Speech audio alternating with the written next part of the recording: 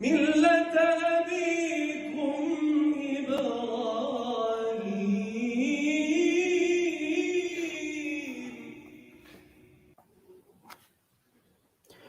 أعوذ بالله من الشيطان الرجيم.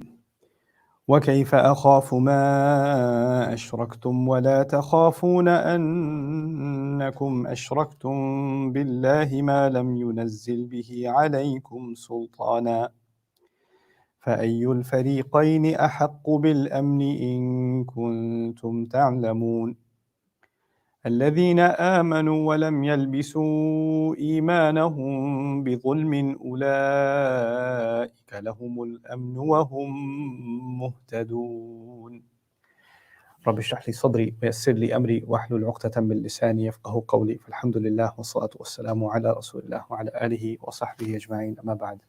Once again everyone, Assalamu alaikum wa rahmatullahi ta'ala wa barakatuh. So very quickly, I just want to make sure the sound is on, yeah? Just wanted to ensure. Yeah, okay. So today in episode 6 of this series, what I want to talk to you about is one of the most important benefits of Iman, one of the consequences of Iman that is claimed as something that the people of Iman deserve in this life and in the next life by the words of Ibrahim alayhi salam. So the fact that we have faith is associated with lots and lots of benefits, but we don't think of them in terms of how we understand the world at large. And this is one of those things that shapes our worldview. Yesterday I was talking to you about how humanity is looking for peace, and there's conflict all around us, right? There's conflict at the geopolitical level, there's conflict at societal levels, there's conflict in families, there's conflict even inside of ourselves, right? And we want peace in all of those levels, at the individual level, then family, then society, then the world. The world longs for peace and longs to get away from conflict. And the source of all of that is actually what's being highlighted in very brief words in this ayah. So first of all, Ibrahim alayhi salam, at the end of the ayah, we were talking about 81 in Surah Al-An'am, he posed a rhetorical question. He said, فَأَيُّ الْفَرِيقَيْنِ أَحَقُّ بِالْأَمْنِ إِن كُنتُمْ تَعْلَمُونَ. And which of the two parties, which of the two factions is more worthy or more rightfully deserving of peace and safety, if in fact you have any knowledge? So he's now talking about him and those who do shirk, and only one of them is more worthy of peace and safety. So that's a pretty heavy thing to say. So somebody who doesn't deserve, someone who doesn't have Iman in Allah cannot have peace and can have safety. That's the claim that he's making. And then he furthers it by saying, الَّذِينَ آمَنُوا. He answers it himself, those that have come to faith, وَلَمْ يَلْبِسُوا إِيمَانَهُمْ بِظُلْمٍ. And they didn't disguise their faith with wrongdoing. That's a really powerful phrase on top of that. أُولَٰئِكَ لَهُمُ الْأَمْنُ وَهُمْ مُهْتَدُونَ. Those are the people that actually have peace. أُولَٰئِكَ لَهُمُ الْأَمْنُ. And لَهُمُ الْأَمْنُ, the khabar of this sentence is, or the mubtada of the sentence is actually mu'akhar. So al-amn is actually a mubtada, lahum is muta'alliq bil khabar muqaddam. What that means is only those people have peace. It is only those people have peace. And they're the ones that are committed to guidance. So I wanted to take some time to try and understand and unpack what these words mean and why they're so important. The most important thing to understand here is that, peace is at the levels. And I alluded to that before: individual, then family, then society, and then the world, right? So there's ripples. And the most important part of that is individual peace. Me as a person, if I'm not at peace, then I can't expect the world to be at peace. It's almost like if humanity is like a building and I'm like a brick, if that brick is shaky, if that brick is unstable, then I can't complain that the building is unstable. I have to be a strong brick myself. I have to be stable myself before I can, have anything to contribute towards the stability of the rest. The other important thing about the individual stability is, if you think about some of the most terrible things that have happened in the world, many of them happened not because millions of people did something terrible, but actually at the top of it, some world leader, some sociopath, some crazy, influencer said something or galvanized people, and their disturbance started entire wars, right? Hitler is a disturbed individual. And look at what he does in the world. Look at the kind of damage that he does. The the Khan of of Halaku Khan, of the Mongols, the kind of person, the kind of bloodthirsty person he was as an individual, and how that became infectious, right? So when you're disturbed and when you're filled with hate, hatred spreads, and when you're filled with peace, peace spreads. So it's a very powerful thing. It doesn't remain limited to you. Can you imagine, at the at the height of the Cold War, between the United States and Russia, it used to be an ancient phenomenon. Now we're seeing a new episode of the same thing, right? But in the height of the Cold War, because they were close to a nuclear conflict, right? And it could have been as easy as the temperament and the mood swing and the panic of one of the heads of state, because they can give the executive order, right? So the fate of millions of people and entire nations rests on the internal stability of one person who's been handed that kind of power. This is actually the story of Fir'aun in the Quran, right? How many lives are influenced and how much chaos is spread because of one person's internal disturbance, right? So the idea that the peace inside of me is insignificant is silly. Every human being inside of them is an entire world. In fact, Allah even compares His miraculous signs in the skies and He equates them with the miraculous signs found inside of a person. It's like we have a universe inside of us too.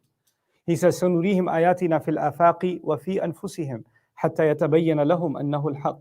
We're going to show them our miraculous signs in the skies, and we're going to show them our miraculous signs inside of themselves until it becomes clear to them that it's in fact the truth. So the marvel of the skies and the vastness of the skies is actually being put right next to the vastness of what's happening inside the soul of a human being, inside the heart of a human being. There's a vastness inside of us, and that vastness can be filled with chaos and storms and earthquakes, or that vastness can have calm. Ibrahim alayhi salam is saying, two parties have taken two sides. It's not just about believing in one God and believing in multiple gods. One of these sides deserves more peace than the other.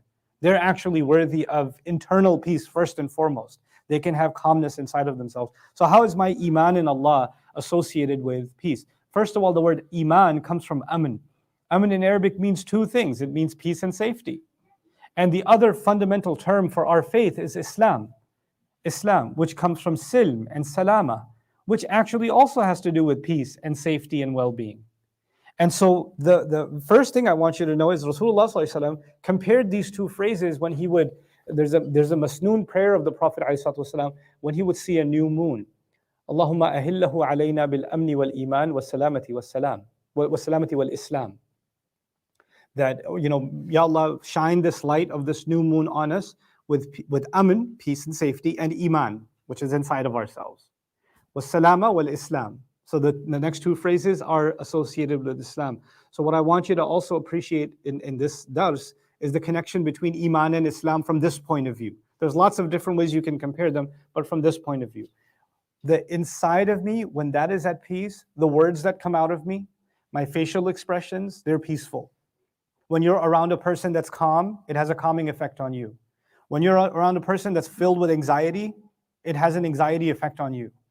When you have if there's a person that's disturbed deep inside, their disturbance doesn't just stay to themselves, it affects you, right? You're in the car with somebody who's upset, you're gonna feel that energy. You're not just gonna, the weather's fine. The sun starts shining a little less when you're with a person and when you're next to a person, a loved one, anybody who's a different vibe, there's a different feeling that they have inside of them, you can feel the effect of that immediately too, right? So this has consequences in our immediate personal lives. And Ibrahim alayhi salam is saying that Iman, our faith in Allah, our faith in one exclusive Allah, actually allows us to have peace in any situation in life, internally. Outside, my situation could be chaos. I could be surrounded by craziness. Ibrahim alayhi salam is actually surrounded by pretty crazy stuff. On the outside, his father wants to, get away from me or I'll stone you to death. That's going to come soon. His people are going to drive him out. There's going to be people that are ready to burn him alive, throw him into a large flaming, pit. That's the plan for him. So it's not like his life is surrounded by peaceful circumstances, right? And yet he's claiming who deserves more peace. You know what that tells you? That the outside world does not determine what's happening on the inside. So what and this is the next important point now. The world outside the weather, the people you're around. That has an effect on you. We're human. It has an effect on us. But Allah is also teaching us that what's going inside you, what's happening inside of you, has an impact on the outside world. So you're receiving effect, you're being impacted, but you're also impactful. What Iman does is it minimizes the effect of the outside, and it maximizes the effect of the inside. So you're not as susceptible to what's happening outside, but you're way more impactful because of how the state of calm that you have on the inside. Now, let's talk about our Iman in Allah, our Iman in the Messenger, risala, our Iman in the Akhirah. How are these things connected to Iman? There's many, many ways. But let's talk about a couple of them. With our Iman in Allah, we get a few things. For example, we get an absolute hope in Allah, which means we don't become hopeless. Doesn't matter how bad a situation gets, we know Allah is with us. Like Musa alayhi salam at the edge of the water, and the army of the pharaohs is coming. Things are looking pretty bleak, and he says, "Kalla inna ma'iya Rabbi." Say, my Rabb is with me. No doubt about it. My Rabb is with me. So there's this. You as a believer, you're never alone. And the worst feeling, if you talk to people in the mental health profession, therapists, things like that, the worst feeling that their clients have is a feeling of loneliness. Nobody hears me. Nobody understands me. I feel like I'm invisible. I feel like nobody values me. That's actually one of the most disturbing feelings a person can have. And when a person has that feeling, another psychologist I was studying said something remarkable. When a person feels irrelevant and alone, they would rather cause trouble than be irrelevant. So what can happen is if a person feels really lonely, they're going to start all kinds of drama in your life, right? And create all kinds of chaos. And you'll get angry at them, but the fact that you got angry at them gives them validation, at least I exist, because I got some reaction, that means I must exist. If I'm getting zero reaction, that means I don't even exist. I have no value. What did Iman do to solve that problem? It doesn't matter if the world abandons me. Like Ibrahim alayhi salam physically is the most lonely person. Allah calls him alone and ummah. And yet in the height of that loneliness, he has Allah's company. He's never actually alone. And he doesn't just have any company. He has the company of someone who loves him more than anyone else can, who cares for him more than anybody else cares for him, who's going to protect him more than anybody else can protect him. It's the best possible company, al-Rafiq al-A'la, is what he enjoys. And so the first association of Iman in Allah and peace is the fact that we have hope in him and that we have his company. He's always with us. وَمَعَكُمْ أَيْنَمَا كُنْتُمْ. He's with you wherever you are. So the second component of that is our dependence on him. When human beings depend on each other, we disappoint, right? Your parents will tell you often you're a big disappointment sometimes, for example, or I was expecting more, or you expected more from your own parents. My parents didn't love me the way I thought they would. They didn't care for me the way I thought they would. They didn't get me the present that I thought they would get. Spouses, husbands and wives, if I ask the wives to raise their hand if their husband is a disappointment, please don't raise your hand. But I'm saying, right, in their head, they've already raised both their hands, right? So and husbands, hey, what are you disappointed about? If you value your life, do not raise your hand. But the point that I'm making is that human beings have, we have things that we think, oh, this could be better, that could have been better. There's disappointments all the time. And we've learned also, the more you depend on somebody, the more you're setting yourself up for getting hurt. Right? If you really totally depend on someone and then they let you down, or then they betray you, or then they don't turn out to be what you expected them to be. So what do people do? They become rough around the edges. They say, I don't depend on anybody. I look at number one, I have trust issues. I'm going to have walls around me. This is what people do to try to be safe. And at some level, that's actually a normal, healthy reaction. But with Iman in Allah, we have this dependence on Allah, this vulnerability to Allah, this ability to cry to Allah, to tell our deepest, darkest secrets to Allah, to expose our weaknesses to Allah, to be weak and humbled before Allah, to be pathetic before Allah, and still know that He's not gonna see me as any less. He's not gonna love me any less. He's not gonna care for me any less. Because He's the one that everybody else, if you decide to be too open with them, they might say, oh, I used to respect you a lot more. Now I know too much, right? I don't see you the same way anymore, right? But what does Iman do? I realize I don't have to share my secrets with Allah. He already knows them. He knows me from the depths of my soul. He knows the weakest parts of me, the strongest parts of me. He knows my greatest fears. He knows all of my anxieties, and yet He still gives me rizq. He still provides for me. He still cares, and He still guides me. You know? So that dependence on Allah is different from any dependence on any human being. So the first connection is Iman results in this hope in Allah. The second is it creates this beautiful dependence on Allah, which when you truly compare it to our dependence on anything and anyone else, then you see how beautiful that is, how powerful that is. And then, of course, the third component is our surrender to Allah. Human beings, we want to figure everything out. We want to plan we want to have a safe financial plan. We want to have, people sometimes try to calculate other people's reactions. Don't say this, then they're going to think this, then that's going to happen, then this is going to happen. And they're trying to create a domino control over, what everybody else is going to say and think and do, and you're just trying to control everything. And you know what? If you surrender before Allah and realize everything else is surrendering to Allah too, all you got to do is just surrender to Allah. Allah will take care of the rest. He'll just take care of the rest. You got a family situation where somebody says, hey, you should just tell the truth, right? And then somebody says, no, if you tell the truth, you know what your uncle's going to do? You know what your cousin's going to do? And you go, oh, I didn't think about that. But then you come back to Allah. And what does He say? قُولُوا قَوْلًا سَدِيدًا يُصْلِحْ لَكُمْ أَعْمَالَكُمْ. Say the straightforward thing, and Allah will sort out all of your issues. Allah will sort it out for you. Like, you didn't have to sort it out. That's not up to you. You surrender your opinion, you surrender your strategy, you surrender your course of action. I surrender that to Allah and say, I'm just going to do what you're telling me to do because the rest is up to you. The rest I leave in your hands. I surrender myself to you. And that surrender is a beautiful thing. It's so liberating because you don't have to worry about the consequences of things because you recognize the consequences are in Allah's hands so long as I have surrendered myself to Him. These things, they lead to really deep levels of peace. Everybody else around you is in panic and you're calm and peaceful because you've surrendered yourself. I've surrendered myself to Allah. And when we're lacking in internal peace in ourselves, maybe one of these kinds of connections we're supposed to have with Allah that are the result of our Iman are not quite there. Maybe we haven't reinforced them as much. So أَيُّ الْفَرِيقَيْنِ أَحَقُّ بِالْأَمْنِ إِن كُنتُمْ تَعْلَمُونَ الَّذِينَ آمَنُوا وَلَمْ يَلْبِسُوا إِيمَانَهُم بِظُلْمٍ. Last thing I'll share with you about this, because there's lots to talk about here, but I'll just share one quick thing about this relationship between Aman and Iman. I said there's Aman and Iman, and there's Salama and Islam. So there's Iman and Islam. Think of it this way. When your insides, this is interesting, I'll give you a medical analogy. I spoke to a physician one time who was telling me most of the time when he gets heart patients, right, he tells them, how much stress do you have in your life?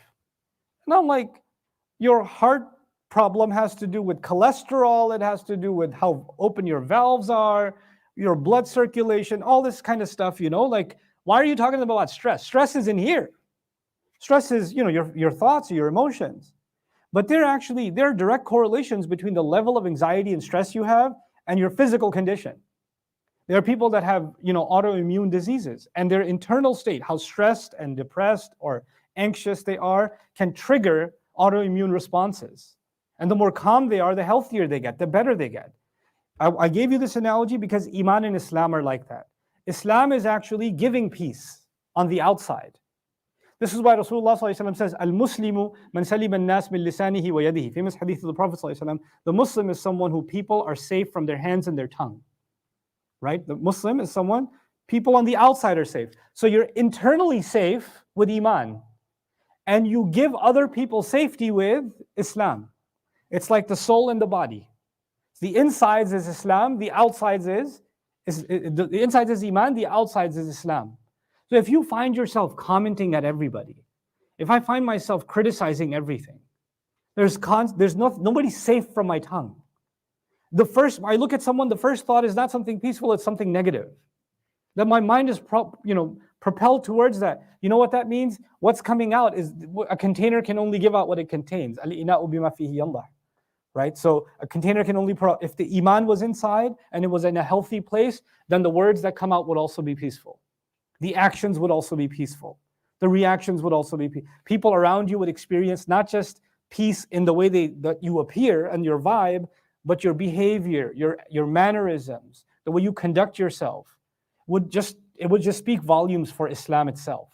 Your personality, my personality, would become Islam itself. So these two things actually go hand in hand. This is why when believers meet each other, we say Assalamu alaikum, right? We extend calmness and peace towards the other. I'm promising you that because I share Iman with you, which is inside, as a result, on the outside, I'm going to give salam to you. I'm going to give peace to you, safety to you. That's the agreement we make with each other when we say salam to each other. So when Ibrahim alayhi salam made this comment, now think about that.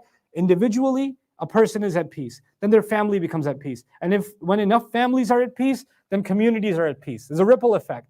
Then a nation, a large enough nation, can be at peace. And then nations around the world can be at peace with each other. There's a ripple effect around the world of this kind of peace. And when that's not there, then they're competing over things that they don't want to surrender to Allah. They want to surrender to their greed. They want to surrender to their lust. They want to surrender to more, to the want of more, or the want of power. And when people surrender to those things, you only get chaos.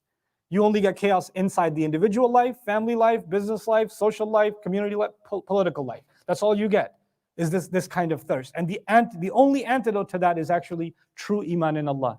May Allah Azza wa Jal allow us to be the people of Iman in Allah, and to raise a generation of Muslims that truly carry that Iman inside them and become a source of peace for the world. Barakallahu li wa lakum fil Qur'an al-Hakim, wa nafa'ani wa iyyakum bil ayati wa dhikr al-Hakim.